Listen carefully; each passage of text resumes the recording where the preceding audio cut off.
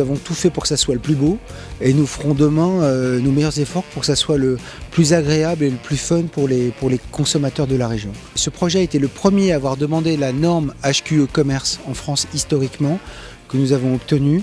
De la même manière, nous obtiendrons vendredi le label définitif Valor Parc qui est donné par le Comité national des centres commerciaux en fait. Et deuxièmement, de les trouver dans des conditions de shopping qui sont totalement exceptionnelles.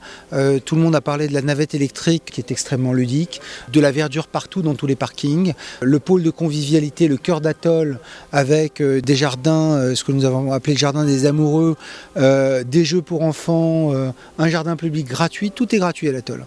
Ça passera pour nos clients fidélisés, ceux qui vont acheter plus de 1 000 € par an, par l'accès au lounge VIP où ils pourront boire un café gratuitement, lire le journal, etc. ou bien regarder la télé. Tout ça, ce sont des éléments, ce sont des suppléments d'âme que nous essayons d'apporter à nos clients pour qu'ils se rendent compte que l'Atoll, on l'a fait pour eux, qu'ils s'y sentent bien.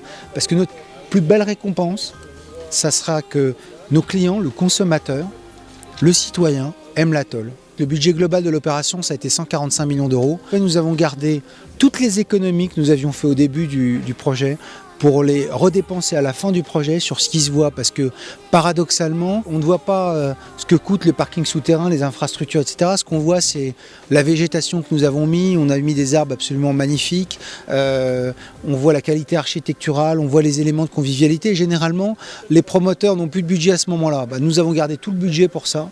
Et nous ne cessons d'en rajouter, figurez-vous. Tout d'abord, j'ai pris des engagements de protéger le centre-ville. C'est ce que nous avons fait en refusant des grandes enseignes nationales qui voulaient venir mais qui auraient fermé le centre-ville.